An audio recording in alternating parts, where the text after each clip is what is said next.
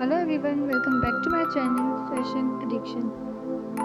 जैसा कि आप लोगों ने फरमाइश की थी कि आप ओल्ड साड़ी रीयूज़ के आइडियाज़ देखना चाहते हैं, तो मैंने ये वीडियो बनाई है।